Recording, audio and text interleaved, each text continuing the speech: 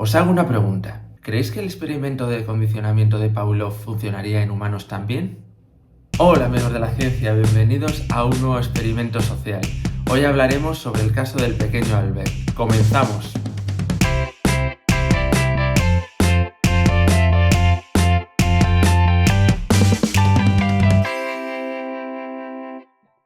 El experimento del pequeño Albert fue un controvertido experimento psicológico realizado por John B. Watson y su estudiante graduada Rosalie Reiner en la Universidad Johns Hopkins. El experimento se llevó a cabo entre 1919 y 1920 y se pretendía aportar pruebas de este condicionamiento clásico en las respuestas emocionales de los bebés. El estudio se realizó con un niño de 9 meses llamado Albert Barger, y por eso el experimento pasó a ser conocido con el apelativo de pequeño Albert. Según las pruebas iniciales, era un niño extraordinariamente valiente, que solo se asustaba con los ruidos fuertes.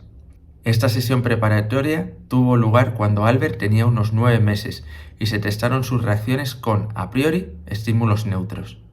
Según dijeron los investigadores, Albert no tuvo miedo de ninguno de los estímulos que se le mostraron, que consistían en una rata blanca, un conejo, un perro, un mono con y sin máscara y con y sin pelo, algodón, periódicos ardiendo, etc.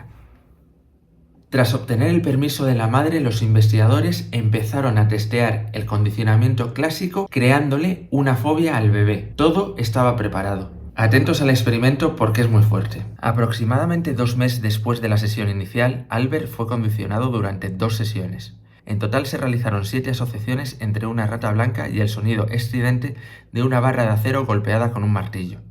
Como os he comentado, esta clase de ruidos producía miedo a Albert ya antes del experimento. Para el estudio propiamente dicho, se le colocó en un colchoncito sobre una mesa en el centro de la habitación.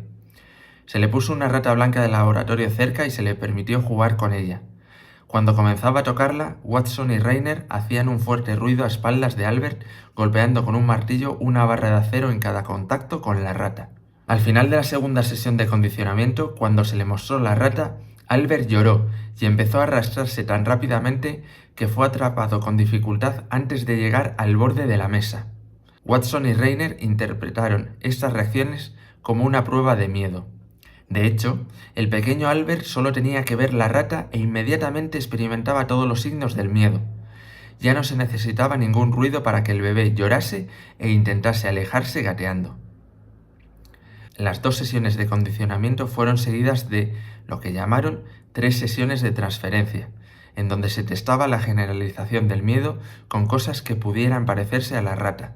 Durante la primera sesión de transferencia se le acercó la rata a Albert seguida de otros objetos peludos. El pequeño Albert pareció generalizar su miedo, pues se angustiaba al ver otros objetos de este tipo, como un conejo, un perro peludo, un abrigo de piel de foca e incluso una máscara de Papá Noel con bolas de algodón blanco en la barba. Sin embargo, se vio que esta generalización no se extendía a todo lo que tuviera pelo. La segunda sesión de transferencia también incluyó 2 ensayos de condicionamiento adicionales con la rata para refrescar la reacción, así como ensayos de condicionamiento en los que un perro y un conejo fueron por primera vez emparejados con el ruido fuerte. Hay que decir que este miedo empezó a desvanecerse con el paso del tiempo. Sin embargo, la asociación podía renovarse repitiendo el procedimiento original unas pocas veces. A diferencia de las sesiones semanales anteriores, la última sesión de transferencia tuvo lugar al cabo de un mes para comprobar el mantenimiento del miedo. Sin embargo, inmediatamente después de esta sesión, Albert y su madre abandonaron el hospital donde se estaban realizando los experimentos. Esto complicó la idea de Watson y Reiner de intentar evitar el condicionamiento, es decir, revertir el procedimiento. Vayamos con algunas conclusiones al estudio. Un bebé que antes no tenía miedo fue condicionado exitosamente, si es que se puede utilizar esta palabra, a tener miedo a una rata. Esto demuestra 2 conceptos importantes desarrollados originariamente por Pavlov. Extinción. Aunque una asociación condicionada puede ser increíblemente fuerte inicialmente, comienza a desvanecerse si no se refuerza, hasta que desaparece por completo. 10 días después de condicionar su miedo a la rata, este era mucho menos marcado. Sin embargo, incluso después de un mes completo todavía era evidente, y la asociación podía renovarse repitiendo el procedimiento inicial varias veces. Generalización. Las asociaciones condicionadas a menudo pueden ampliarse más allá de los estímulos específicos presentados. Por ejemplo, si un niño desarrolla una asociación negativa con un profesor, esta asociación también podría aplicarse a otros. En cualquier caso, para bien o para mal, la madre de Albert lo retiró del experimento el día en que se realizaron las últimas pruebas, y Watson y Rainer no pudieron realizar más experimentos para revertir la respuesta del condicionamiento, tal y como habían planeado. En cualquier caso, el estudio presenta una serie de críticas en su vertiente práctica y en su vertiente teórica. Vayamos a las críticas prácticas. El estudio se cita a menudo como evidencia de que las fobias pueden desarrollarse a través del condicionamiento clásico. Sin embargo, los críticos han cuestionado si el condicionamiento realmente ocurrió debido a fallos metodológicos durante la experimentación. Por ejemplo, el fuerte ruido pudo simplemente haber sensibilizado al ver para que tuviera miedo de cualquier estímulo novedoso simplemente. Además, existen dudas sobre si esta conducta de miedo fue realmente una fobia, porque al cabo de poco tiempo se perdió ese miedo, por lo que la conclusión es un poco confusa. En el experimento tampoco existía un sujeto de control, y no había una medición objetiva de la respuesta al miedo. Por último, como se trata de un experimento de un individuo, los hallazgos no pueden generalizarse a otros. De hecho, Albert había sido criado en un entorno hospitalario desde su nacimiento, y el personal decía que nunca lo vio mostrar miedo o rabia.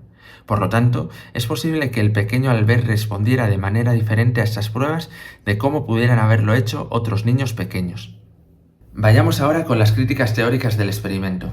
El enfoque cognitivo critica el experimento porque no tiene en cuenta los procesos mentales. Por ejemplo, en 1989 se probó a presentar una serie de diapositivas de serpientes e imágenes neutras a participantes fóbicos y no fóbicos. Los fóbicos tendían a sobreestimar el número de imágenes de serpientes presentadas.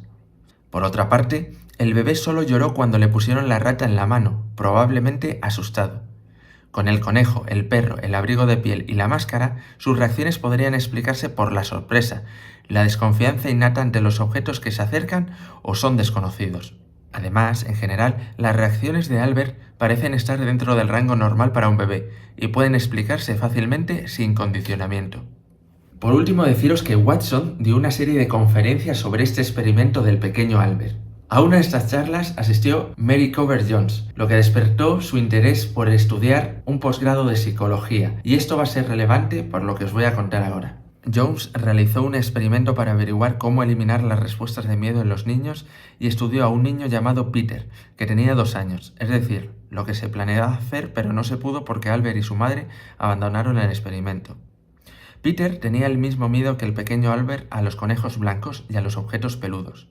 Jones consiguió aumentar la tolerancia de Peter a los conejos blancos exponiéndole el animal, lo que se conoce como condicionamiento directo, y haciendo que Peter interactuara con niños que no tenían miedo al conejo. Mary Cooper Jones fue la primera psicóloga en desensibilizar o descondicionar una respuesta de miedo, y llegó a ser conocida como la madre de la terapia de conducta. En definitiva, el experimento del pequeño Albert termina con final feliz. Pero ¿a vosotros qué os parece? ¿Os parece bien esta clase de experimentos por el bien de la ciencia? Dejádmelo en la caja de comentarios y nos vemos en el próximo vídeo. ¡Chao!